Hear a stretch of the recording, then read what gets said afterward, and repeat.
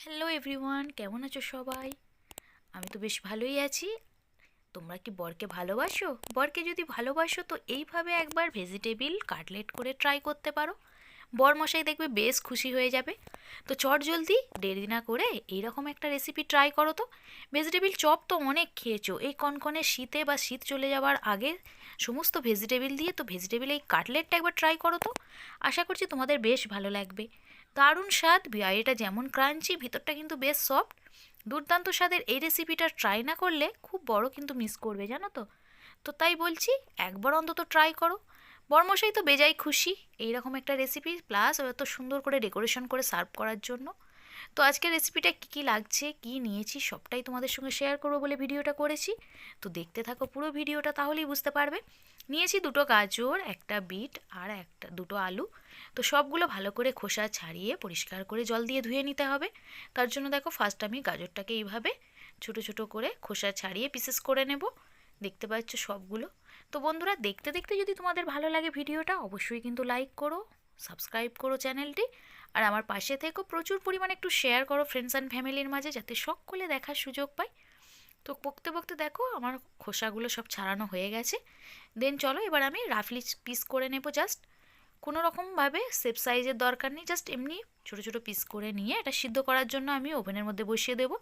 তো আমি এটাকে প্রেশার কুকারে করব, যাতে সময়টা আমার কম লাগে। মানে হাতে তো এখন জানো তো বর্তমান সময়ে হাতে সময় খুব কম সবারই, সবাই ব্যস্ততা জীবন। তারই মাঝে যদি কিছু খেতে ইচ্ছে করে, খাওয়াটা তো করতেই হবে। খাওয়া দাওয়াকে আমরা ছাড়তে পারি বলো? তো তার জন্যই আজকের এই রেসিপিটা। তো দেখো খুব ভালো করে এই যে জল দিয়ে ধুয়ে নিয়েছি। ধুয়ে নেওয়ার পর প্রেশার কুকারে সবটা দিয়ে জাস্ট দুটো সিটি দিয়ে নেব। দুটো সিটি দিলেই সবগুলো সিদ্ধ হয়ে যাবে দারুণভাবে। তো ততক্ষণ সিদ্ধ হোক, আমি এদিকে রেডি করে নিই ব্যাটারটা। তো ব্যাটারটা রেডি করার জন্য আমি নিয়েছি অ্যারারুট। তোমরা চাইলে কর্নফ্লাওয়ার আর চালের গুঁড়ো দিয়েও এটা করে নিতে পারো, বা ময়দা দিয়েও করতে পারো, বাট এটা অপশনাল। আমি এই প্রসেসে করেছি, তোমরা তোমাদের মতো সুবিধার্থে করে নিও। দেন চলো রাখছে বেড গ্রামসের জন্য আমি এখানে এই যে টোস্টগুলো নিয়েছি। বেশি দাম না, খুব অল্প দামে 5 টাকা করে, 5 না 10 করে নিয়েছে এগুলো। তো সেগুলো আমি মিক্সিতে পেস্ট করে নিয়েছি।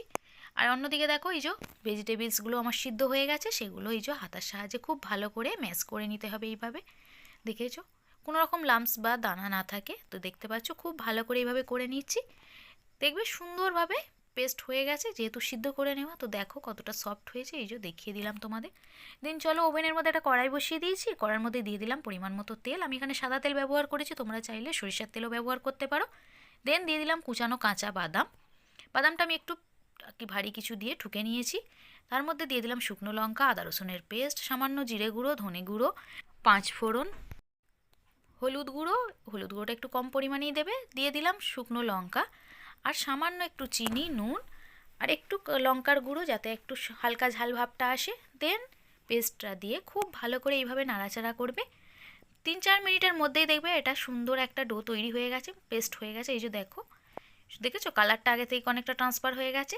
আমার যেহেতু মনে হলো চিনিটা একটু কম দেওয়া হয়েছে, তাই আবারও একটু সামান্য চিনি অ্যাড করলাম, কারণ একটু মিষ্টি ভাব খেতে দেখবে বেশ ভালো লাগে। তো তোমরা যদি মনে করো চিনিটা অ্যাভয়েড করতে পারো, এটা অপশনাল। দেন এই যে ব্রেড ক্রামসটাও রেডি হয়ে গেছে, দেখতে পাচ্ছ কতটা সুন্দর হয়েছে।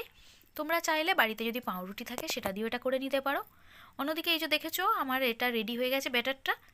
দেন চলো এবার কাটলেটটা বানানোর পালা। তো আমি কিছুটা এখান থেকে নিয়েছি ভেজিটেবলসগুলো, মানে যেটা আমি রেডি করলাম, সেটাকে ব্যাটারের মধ্যে দিয়ে আর ব্রেড ক্রামসের মধ্যে এইভাবে জাস্ট ঘুরিয়ে নাও। দেখো কতটা সুন্দর হয়ে গেছে। এইভাবে প্রত্যেকটা আমি রেডি করে নিচ্ছি, দেখতে পাচ্ছ। পারলে তোমরা 2 কোট করে নিতে পারো, আমি 2 কোটও করেছি, কিছুটা 1 কোট করেছি। তো 2 কোটটা বেশি মুচমুচে হয়, বেশি ক্রাঞ্চি ভাবটা থাকে, তার জন্য। এই যে দেখো দারুণ হয়েছিল বন্ধুরা, খেতে দুর্দান্ত। সব সময় তো ভেজিটেবিল চপ প্রায় ট্রাই করো, ভেজিটেবিল এই কাটলেটটা একবার ট্রাই করো তো, গরম গরম ভাতের সঙ্গে বেশ ভালো লাগবে। তো দেখো আমি যেগুলোতে একটু গ্যাপ আছে সেগুলোতে উপর থেকে একটু ব্রেড ক্রামস দিয়ে আবারও একটু কভার করার চেষ্টা করছি। দেন চলো, দেখেছো কতটা কিউট কিউট হয়ে গেছে। আমি এটাকে কিছুক্ষণ ফ্রিজে রেখেছিলাম, কিছুক্ষণ ফ্রিজে রাখতে আরও সুন্দরভাবে সেট হয়ে গেছে। এরপর ওভেনের মধ্যে একটা কড়াই বসিয়ে তাতে পরিমাণ মতো তেল গরম করে নিয়ে দুটো করে এইভাবে দিয়ে সুন্দর করে একটু ক্রিস্পি করে ফ্রাই করে নিলাম। দেখো লাল লাল করে একটু ফ্রাই করবে, তাতে কিন্তু ভিতরটা বেশি ক্রিস্পি হবে। ওভেনটা এই পর্যায়ে লো ফ্লেমে রেখে করতে হবে। তো সবগুলো এইভাবে করে নিয়েছি। দেন চলো প্লেট আউট করি দেখবে। দেখো জাস্ট দেখো, দেখেই জিভে জল চলে আসছে জানি। তো জিভে জল চলে আসার ফেলার আগে একটু ট্রাই করো তো তোমরাও। সঙ্গে দিয়ে দিলাম একটু স্যালাড। আর এই যে দেখো, যেহেতু বরমশাইকে দেবো তার জন্য একটু ডেকোরেশন করছি, যাতে বরমশাই খাবার আগে দেখেই বেশ ফিদা হয়ে যায়। দেখেছো, দুর্দান্ত লাগছে দেখতে, আমার তো বেশ ভালো লাগছিল। কিউট কিউট দুটো হার্ট, সঙ্গে এরকম কাটলেট আর স্যালাড, জাস্ট জমে গিয়েছিল দিনটা, জানো তো। বরমশাই দেখে বেজায় খুশি। তো ভাবলাম চলো তোমাদের সঙ্গে একটু এইভাবে শেয়ার করি, যাতে তোমরাও তোমাদের বরমশাইকে খুশি করার জন্য এইভাবে ট্রাই করতে পারো। এবং বাড়ির সকলেই কিন্তু খেয়ে দারুণ বলেছে। তোমরা চাইলে চটজলদি এটা একবার ট্রাই করো। সবসময় ভেজিটেবিল চপ এক রেটে না করে একটু অন্যরকমভাবে ট্রাই করো, দেখবে বাড়িতেও সকলে ফিদা হয়ে যাবে এবং তোমার একটা সুন্দর কাজও হবে। দেখো, চলো একটু ভেঙে দেখাই, তাহলে তোমরা বুঝবে কতটা সুন্দর হয়েছে। দেখো জাস্ট দেখো, দেখেছো ভিতরটা বেশ সফট, দেখতে পাচ্ছ, বাইরেটা কিন্তু বেশ ক্রাঞ্চি। তো চটজলদি ট্রাই, প্রচুর পরিমাণে শেয়ার করো ফ্রেন্ডস অ্যান্ড ফ্যামিলির মাঝে। Bye, take care and be careful.